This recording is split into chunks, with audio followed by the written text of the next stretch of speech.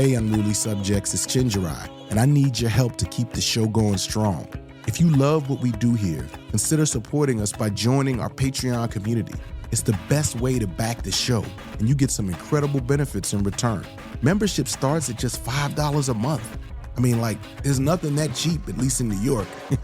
And you immediately get ad-free episodes and exclusive premium episodes. That includes interview outtakes and other extras you ain't gonna hear anywhere else. But that's not all. You can access the Unruly chat and polls. When we have a live event, you're gonna get the pre-sale tickets and the merch. Oh my God, the merch. You know the merch is gonna be fly. And you receive invitations to our Q&A live streams and, my favorite, our annual exclusive hangout with me, the producers, and a special guest. So yo, come on people, join the Unruly mob. Visit patreon.com/unrulysubjects. And thank you for making this show possible. Row Home Productions. People in Saline Township protesting a massive new data center project. Residents in Monterey Park are protesting the building of a proposed data center. The community pushing back. It's going to drain our community of resources. It's going to spew pollution into the atmosphere. Noise and air pollution. That pollution that is hurting our community is to power a racist bot on behalf of the richest man in the world. Power bills are going to be going up dramatically because of these data centers. State leaders also voiced concerns, saying data centers pose broader risks across South Carolina. The Ace Basin is one of our nation's treasures, and it is very important to protect this pristine area. State Senator Margie Bright Matthews, one of the lawmakers who signed the resolution, says the fight is about protecting Colleton County's natural beauty and its deep historical roots.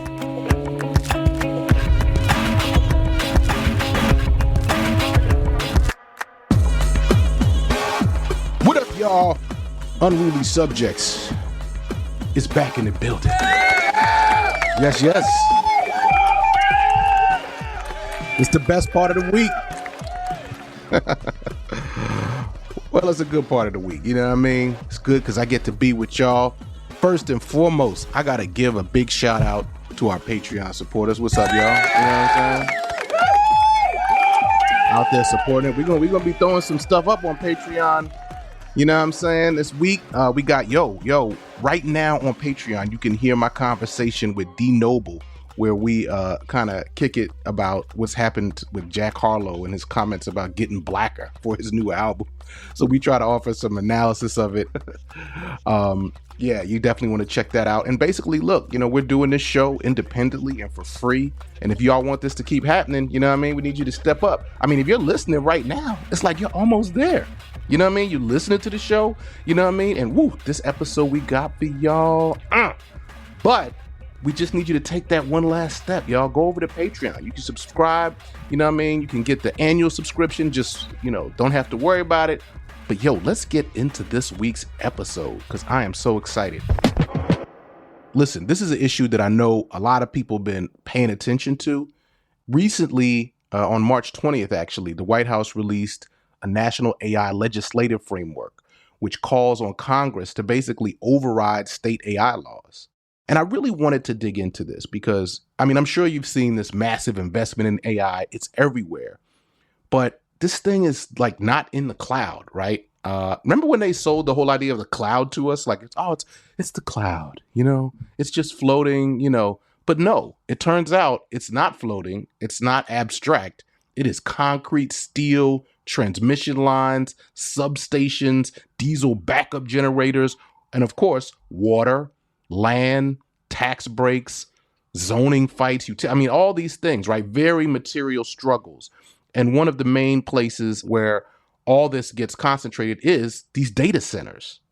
And so this episode is about data centers, right? Because everywhere I turned, I kept seeing stories about communities fighting these data centers, you know what I'm saying? Not just questioning them or complaining, but actual fights playing out in different communities, right? And they're fighting all those different things, what they would do to neighborhoods, to system, to energy systems, to water, to land use. And even just what does this mean about who gets to govern this? Who gets to slap a data center, in our community? And you think we're not going to push back on that? You know what I mean? Come on, man. Come on.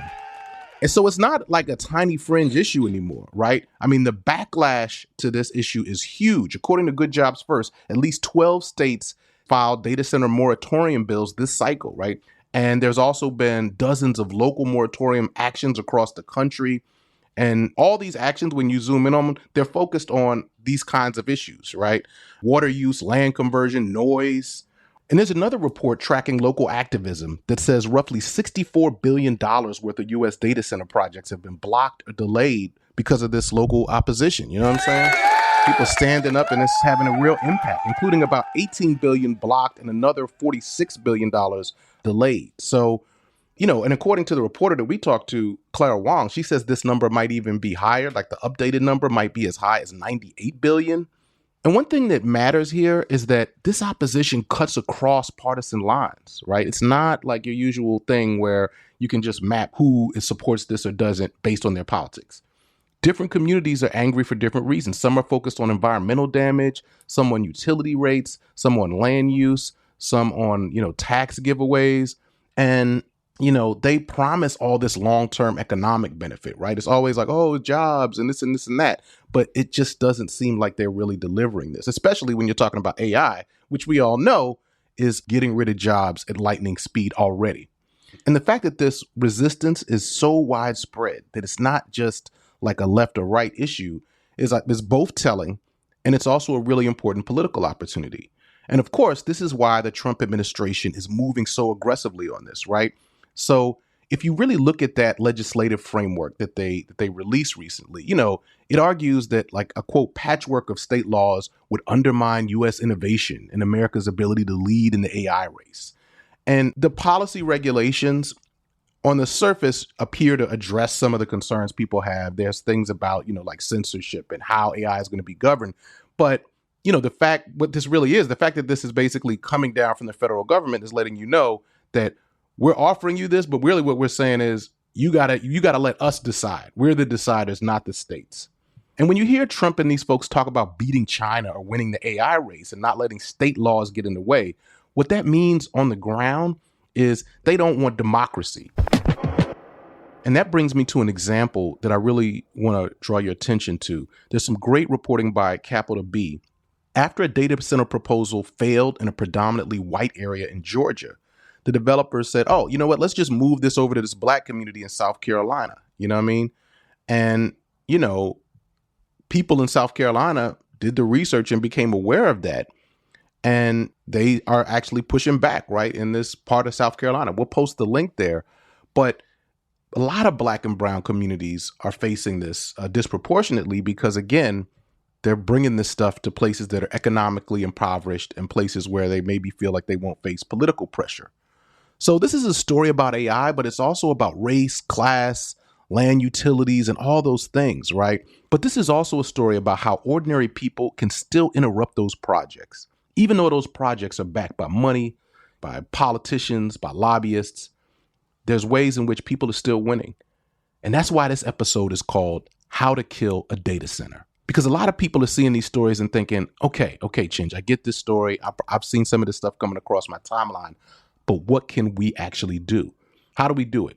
And so for that, we wanted to talk to some people who actually did it. And you know what, y'all? We found them. That's right, Unrulies, we found them.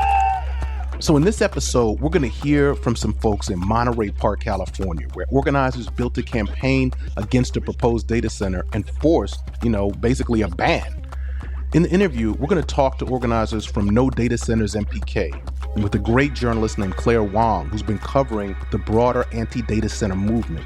And they're going to walk us through what happened, how people first found out, how they got the facts and did the research, how they held their own teach-ins, how they built multilingual outreach, and how they organized their neighbors all the way up to a really powerful city council action.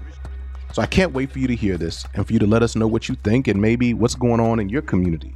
So after the break, our conversation, How to Kill a Data Center.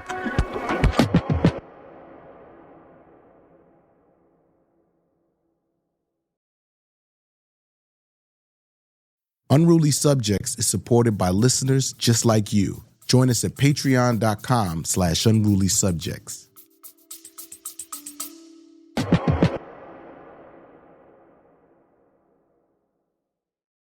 This episode of Unruly Subjects is brought to you by Haymarket Books, which has loads of great left-wing titles, perfect for listeners like you. And one that I know you're going to feel is The Extended Universe, How Disney Killed the Movies and Took Over the World by Vicky Osterweil. A provocative history of Disney's rise to cultural dominance, The Extended Universe pulls skeletons from the corporate closet to decode the political messages hidden in all your favorite childhood movies. In The Extended Universe, Vicky Osterweil takes us on a quest to discover how Disney's Imagineers have made it impossible to reflect on the wonders of growing up without thinking of Disney's movies, amusement parks, and merchandising. Drawing on extensive interviews with filmmakers, screenwriters, union organizers, and Disney adults alike, Osterweil unearths reactionary political commitments and maleficent legal maneuvers so cartoonishly evil they would make one of Walt's own animated villains blush. As Natasha Leonard puts it, Osterweil is the brilliant, generous, and revolutionary guide we need to rethink cultural production today and kill the mouse inside our heads. Find The Extended Universe at haymarketbooks.org, where all hardcover books are 10% off every day.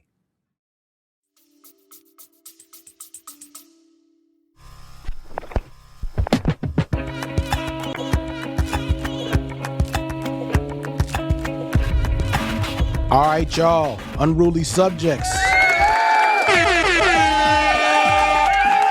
know what I mean? This is something we've been trying to put together for a minute. So we have with us Hrag Balian, who lives in Monterey Park and is one of the co-founders, one of the OG founders of No Data Centers MPK. Welcome, Hrag. Thank you. Good to be here. All right. And we also got with us Stephen J. Kung, who is also another founder and organizer with No Data Centers MPK. What's up, Stephen? You know what I mean? Thank you for joining us. Hey, what's up, Chenjerai? Thanks for having us. And last but not least, we have with us Claire Wang. She's a journalist. She wrote an incredible piece for The Guardian, but she writes for lots of places, and she's been covering the national anti-data center movement, including the Monterey Park story and broader organizing. What's up, Claire? We celebrate. Yo, we like to celebrate people's work here. That's what, you know what I mean? We feel like we don't get enough of that. So yeah, I get excited that y'all have come on to our strange and wonderful show. So, all right, let's just set the scene here. Before we get into the proposed data center that I think you found out about, Hrag, what just give people a sense of Monterey Park. What kind of community is it? And you know, what is at stake? What kinds of things are there that might be actually even like threatened by this data center? Yeah, so Monterey Park is a family-oriented, quiet, peaceable city just east of East Los Angeles. And it's part of the larger San Gabriel Valley. The demographic makeup of Monterey Park is what makes it so special. It is 65% Asian American. Most of that is Chinese American. 30% of that is Latine, and 5% is everyone else. It is America's original ethnoburb. You can live here, speak a dialect of Chinese, and you don't have to know any other language. And it's a massive city. So I'm Chinese American, and I've never lived in a place where everyone looks like me outside of like China and Taipei.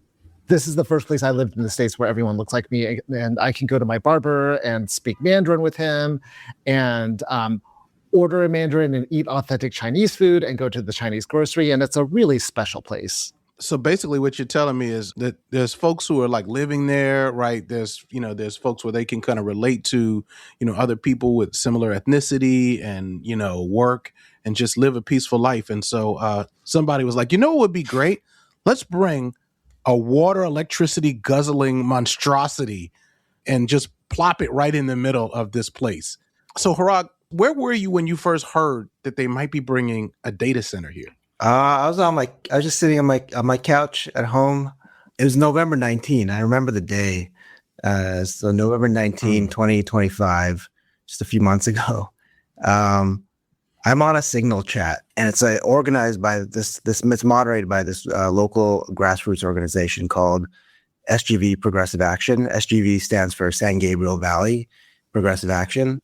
Mm-hmm. And someone on that chat was like, hey, I went to this city council meeting in Monterey Park, and they were going to talk about data centers. They were going to have a hold a public hearing about data centers.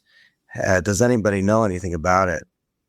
And I was like, I don't know anything about this data center in Monterey Park. I asked my wife, has she heard about it?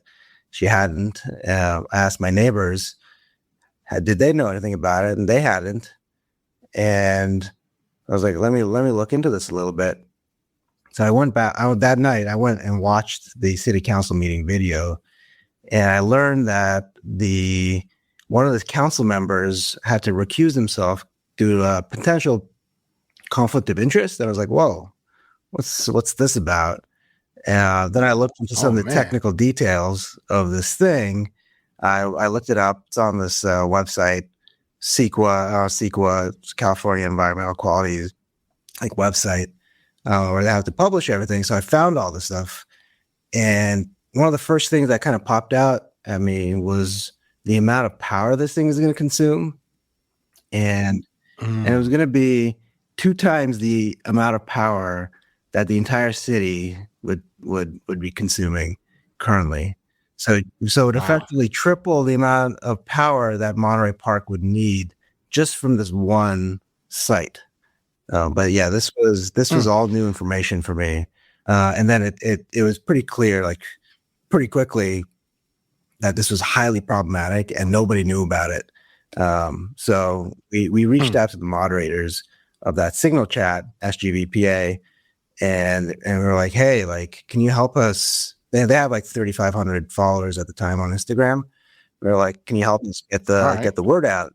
And they were like, yeah, this is messed up, So they helped us, and they've been helping us since, actually. So it's been a really, really fruitful collaboration. But yeah, so we compiled information, created a post, they put it on Instagram, it went viral. So it was 400, 500,000 views, 7,000 likes or something. And yeah, it kind of took off from there. Got the community. Wow. So that thing started to circulate on social media. Yeah. Claire, how did you come into this? What was your point about learning about this? Yeah, actually I follow SGV Progressive, and also I cover local government. Well, that was one of my beats, and for The Guardian I've been just covering social movements for a few years now, and it's always sort of my focus as a reporter to look at big national movements from a more grassroots local perspective. Basically, we know data center protests have been kind of going on for a couple years now, around the country. But what does it look like, in one community where a group of people came across something like a development that has, I think until that point, been quite secretive. But yeah, that was sort of the angle I wanted to take and explore it a little bit. Yeah, no, I mean, I thought that was your article. I thought did a great job of really taking this story that is actually a bigger story than I think people realize. Because it sounds also Hrag, you're saying you didn't hear about this. Your wife didn't know, people didn't know in the community. I bet that's happening a lot of places too. They're just trying to go through the paperwork and the steps, and they're sort of hoping people don't find out and actually exercise our democratic rights. So walk me through this, because I think, for a lot of people, we see things that are happening that we don't like if we're even aware of it, but people don't have no idea how to start. And one of the things I thought that was good about Claire's article is that you kind of walked people through some of the elements of what it actually looked like to organize here. So what was a day of organizing like on this campaign? The vast majority of the organizing happened virtually. Mm-hmm. So we were in constant communication, where we just really needed to understand the facts of what happened and what is happening and why it's happening. So we need to understand, what is the scale of this thing? What are the council members in Monterey Park do? And what are they even thinking? What are their personalities? We needed to understand everything. But it sounds like you really got context. And I think that's important because, I know that for some people, they might imagine that the way to fight this is you get that signal, You're like, this data center is going up. You see it's real. Then you just immediately go out in front of the data center with signs and you're like, fuck this. And it sounds like you are like, we really need to understand every piece of this terrain of struggle. Like, we want to understand what has happened. And so I really appreciate that. Well, we were accused of spreading misinformation by the developer. They dismissed us. And so when on the December 3rd meeting, when they're like, oh, we're going to organize a town hall to educate everyone, and then they didn't, they backed out. Like, the members of No Data Center Monterey Park, we saw an opening. And so what we did was we organized a teach-in of our own. So all of this information gathering we did on the data center, we held a teach-in in the center of Monterey Park, and we had 150 people come. Wow. And we broke out into focus groups. And I feel like that really kicked off the movement because it got everyone involved. Everyone felt empowered. Everyone felt they had a say. And from there, we launched a lawn sign campaign. People started canvassing on their own. We held individual meetings with council members. And yeah, we were sort of relentless all the way up until the January 21st meeting. And so when everyone showed up there, HMC was really caught by surprise because they had thought that they didn't need to do any outreach. They didn't need to convince us, but we took ownership over this data center coming in and really pushed back, and they were caught off guard. And I love that. And I know part of it was your materials were, and you mentioned the nature, you mentioned the sort of diversity of this community, and you made materials in English, Chinese, and Spanish, and languages. I mean, do you feel like that language component really helped the campaign? And also, I'm curious what it was like on the doors, talking to people.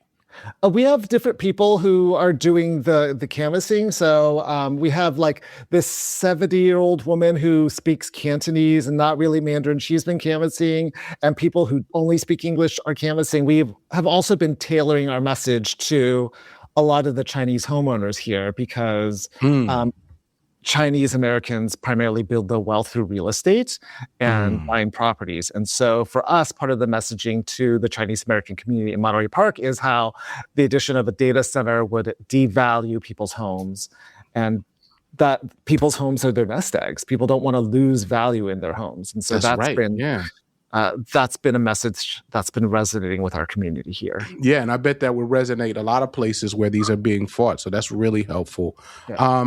Claire, I want to have you talk about the fact that there's a necessity to do like a kind of bipartisan organizing here, and that these issues don't necessarily fall neatly along the kind of partisan lines that some might imagine. Because you mentioned in your article that you noticed that, and that's a feature of these fights a lot of places, Claire. Yeah, and I think that's what makes this particular movement against data centers quite unique.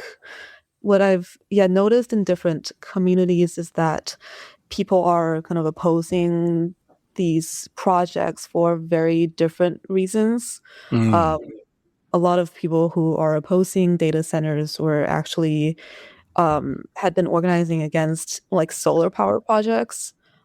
And it's from the same vein of like this resistance against like land privatization and big tech coming in. And one of the organizers I spoke with described it as sort of like the physical manifestation of big tech or something. Yeah, I saw that quote. It's like there's all these feelings about big tech that are out there. People have, worries, concerns. And like now with these data centers, there's like a physical thing that energy can be challenged into. I thought that was really interesting. Yeah. And it sort of explained why there could, because, in my mind, I'm sitting there like, well, I'm sort of surprised that there's as much pushback in a way, because I'm assuming that there's probably a lot of people who are accepting the ideas of these business folks, and especially, Trump is like positioning these things as like it's going to help.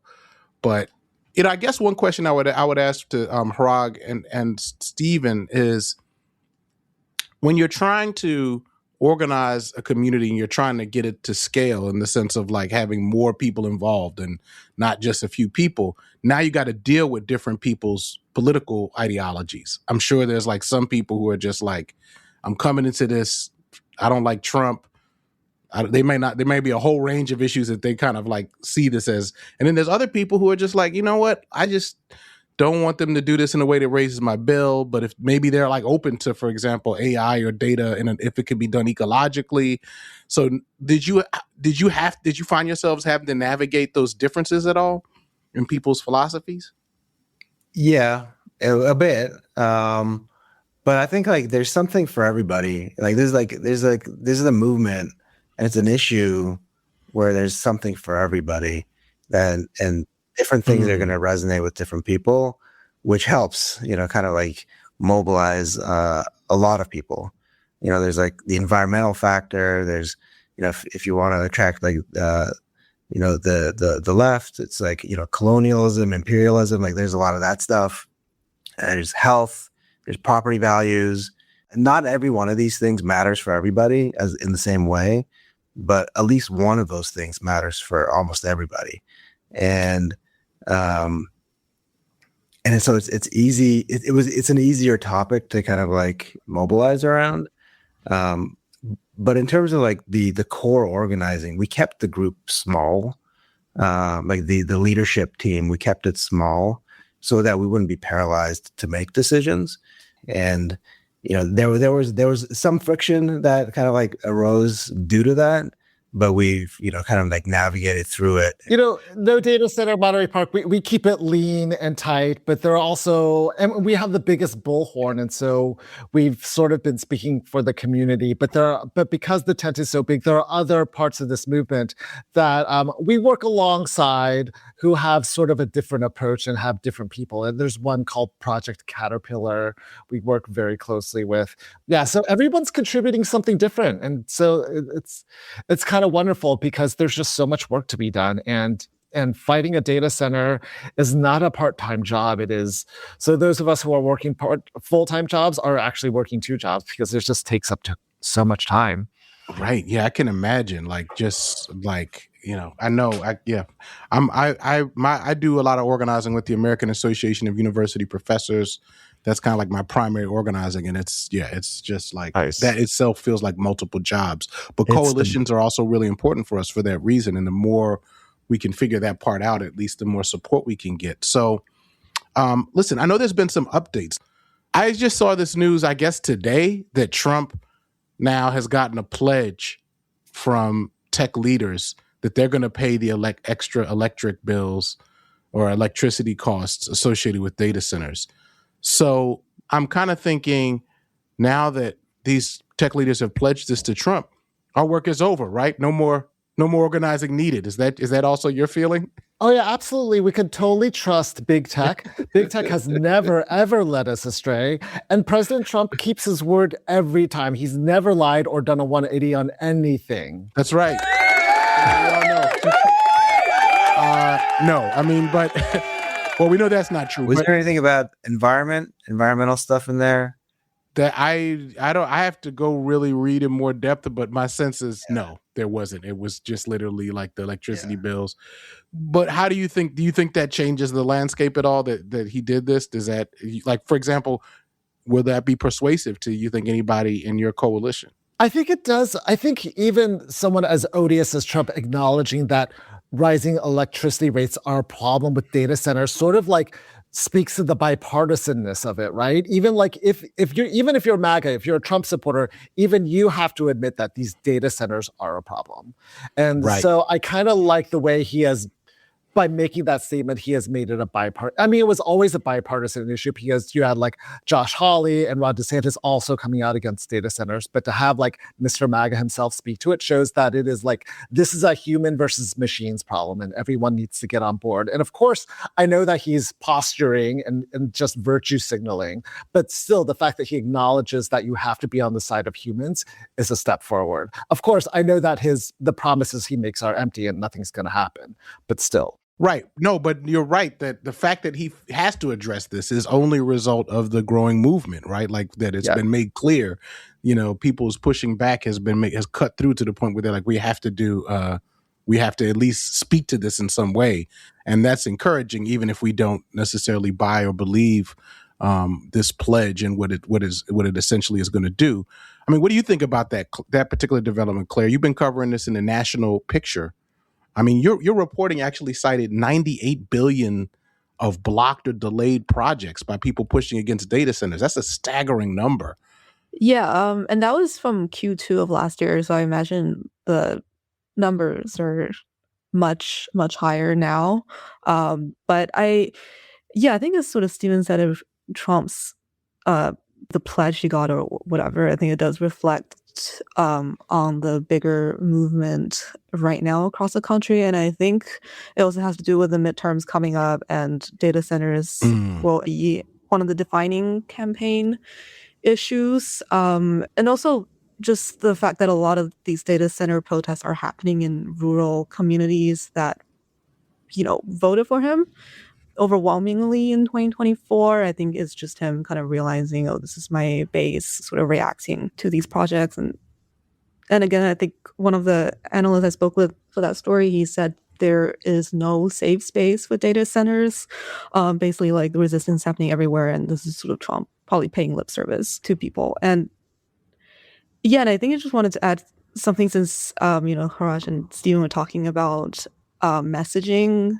I think that is something other movements could probably take from the Monterey Park campaign and other data center campaigns, is the fact that they're like essentially campaigns that have done a very good job at breaking down what are essentially like very opaque kind of land use or development issues with even more opaque documents and contracts and whatever, and just breaking that down to people and telling them, hey, this is how all of this is going to translate into like quality of life issues or like affordability issues or climate issues. And, these are things that people can actually rally around instead of being like, oh, here's a document and a proposal. So you didn't just take like a big pile of these documents and dump it on people's door. Like, here you go. Read through this. No, we read the documents and we spent countless hours. I can't even tell you like how many hours. I started this with a job. I don't have a job anymore, actually. This is my job. But which I'm totally fine. That's not a bad thing. I'm totally happy doing this. But it was a lot of work, man, weeding through, and then you're thinking about how do you present this to people, in a way people can rally around it, right? That initial data dump was 7,000 pages. It was a 7,000-page PDF. Whoa! And Hrag and his wife combed through that thing. Yeah, we read it. We distilled it down. We're like, these are the things that you need to pay attention to, and these are the reasons that you need to pay attention to it. And just bullet forms, and it resonates.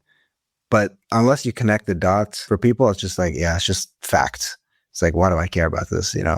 No, that's so important, because there's a lot of people who feel, that like if they just dump the information on people, that people are going to get it. But you really do have to think about it. And that's a really important feature. I'm curious to see what the resulting, you're fine to share the 7,000-page document with me.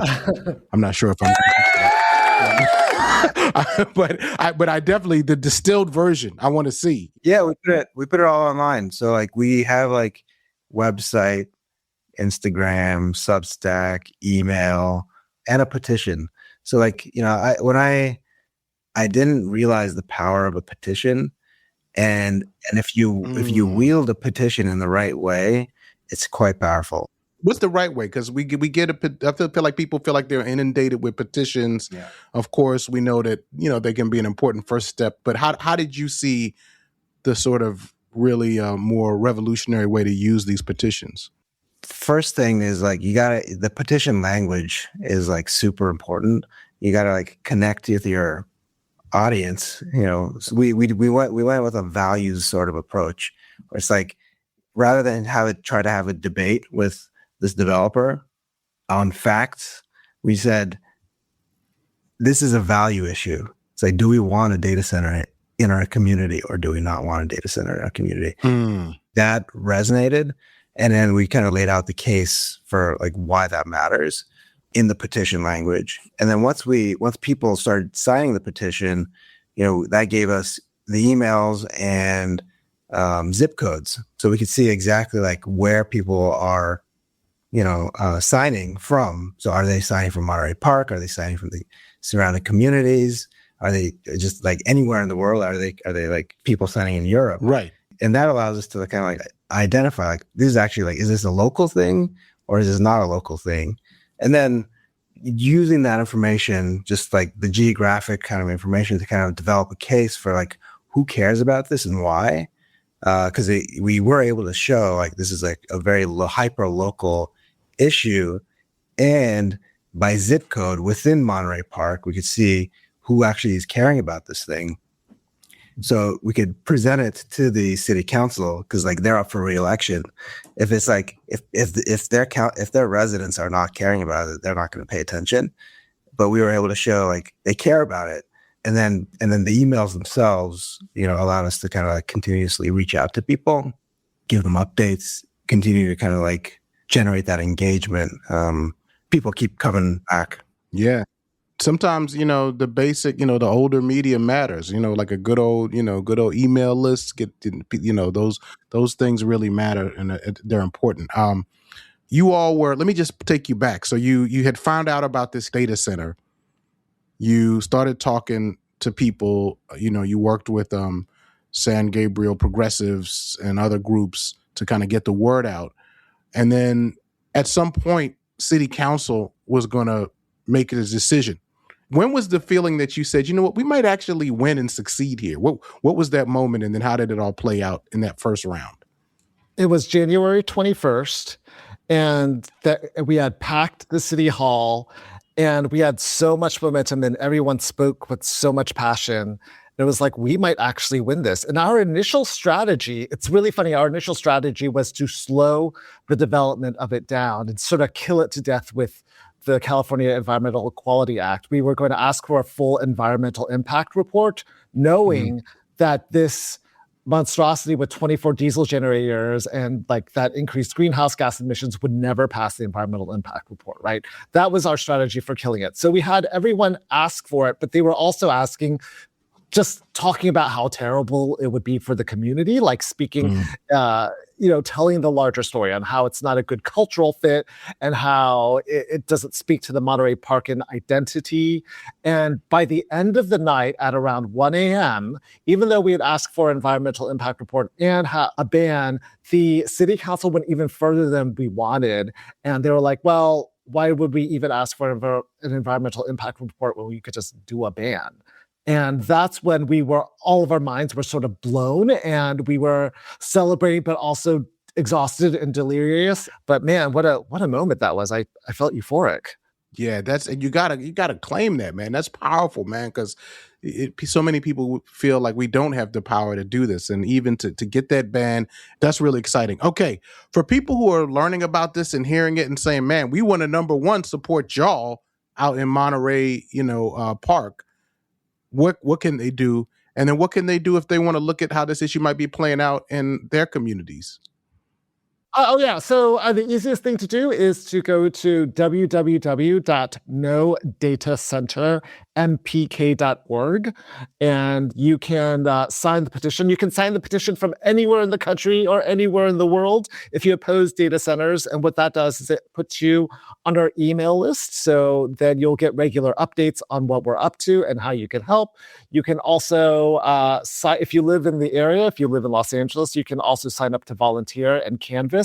What you'll do is you'll go to the website, scroll down to the volunteer tab, and then click through that and fill out a form.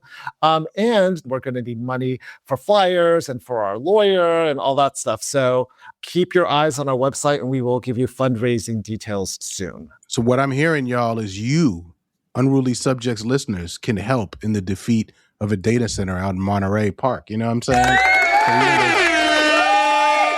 And I know there's this sort of data center watch website that keeps track of this national fight. Any other resources you think people should be paying attention to, Claire, to understand, the more national picture of this, or how people can fight in their communities? Yeah, and actually there are so many sort of local campaigns against data centers. So it's a little bit hard to keep track of everything that's going on, but Data Center Watch is a good resource. I think something exciting about the Monterey Park story is that after that story came out, I was on Reddit, and there's like a subreddit for Fort Collins, Colorado residents. They had shared the article, and they were discussing how to, fight against a data center proposal in their community. And there are other groups actually that are compiling their own research, a lot of climate justice, and probably send you some links. Yes, send me the links, and then we can put them in the show notes. And I really appreciate that. One question I have, by the way, is this might seem like a strange question, but the last time I was out in that area, I had some very good clam chowder. See, to me, I connect to places through food. So what's the food like out in Monterey Park? The food in Monterey Park is a lot of delicious Chinese food, a lot of delicious Vietnamese food, Asian food. Asian food. All right. Yeah. Specifically, a lot of Hong Kong cafes, Okay. which is Cantonese food, and a lot of good dim sum. I think we're known more for our Cantonese cuisine, if you want to talk about Chinese regional cuisines, but we kind of do it all. Ooh, I'm all for it. You know what I mean? You hear that, folks? All kinds of things. Struggle, delicious food. Yeah, it's all happening there. All right, cool. Well, Claire Wang, Hrag Balian, and Stephen Kung, we might ask y'all to come back to give us an update, but we're definitely going to keep track of what's going on with this fight, and we really appreciate it. Thank you so much for having us on the show. It's so important to amplify this message and keep the power with the people. And we need, in this time that we're in, there's so much chaos, but it's nice to know that we can do something on a local level to push back against big tech. Yeah, I agree. I want to echo that. It's like the power is in the people's hands, because it is like local zoning that really is the last line of defense. Actually, it's the main line of defense against data centers. So it's as local as you can get. It's I wouldn't say it's like restored my faith in democracy, but it's definitely like made me think twice and has made me hopeful at the very least. Thank you so much for being on Unruly Subjects. We got so much respect for y'all. Claire coming through with the journalism, you know what I mean? Really, really important, and we really appreciate it. Yo, before we go, it's just something I wanted to say. Starting to get a little warmer here, or at least on the East Coast. And, that means that at some point, Yola and I are going to have to resume our quest to find the best ice cream in New York. But, we actually had an interesting thing happen. Recently, my daughter had small surgery, related to her tonsils that she had to get. And interestingly, what that meant is that, it's hard for her to swallow. And she's actually pretty much almost been prescribed ice cream by the doctor. So it's like that's really is one of the few things that she can kind of tolerate because it's a little hard for her to swallow. So I have spent the last couple of days trying to convince her to eat ice cream. This morning, I was trying to persuade my daughter to eat ice cream for breakfast. You know what I'm saying? That was what because sometimes that's what care looks like, folks. Eating ice cream for breakfast. I also gave her like a little shake with some nutrients and stuff in it. But yeah, y'all. So we're going to get back to the ice cream part of this show because it's important. But everybody sending Yola some well wishes. All right, y'all?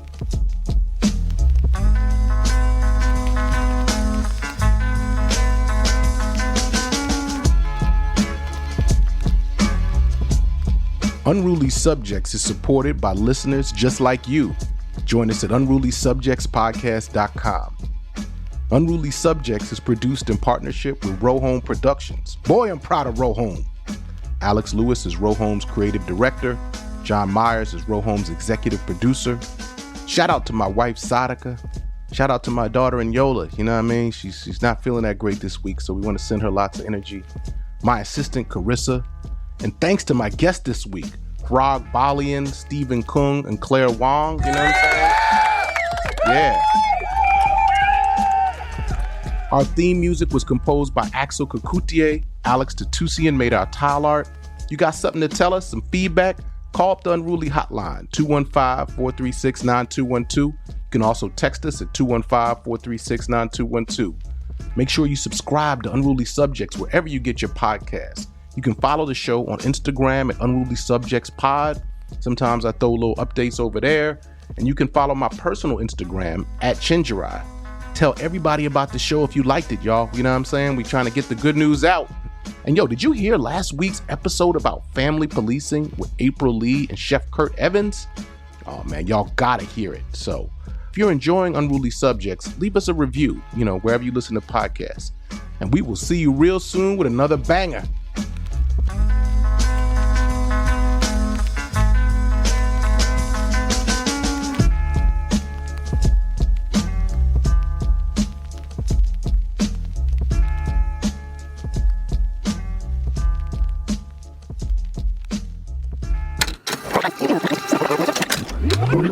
Rohome Productions. Unruly Subjects is supported by listeners just like you. Join us at patreon.com/unrulysubjects.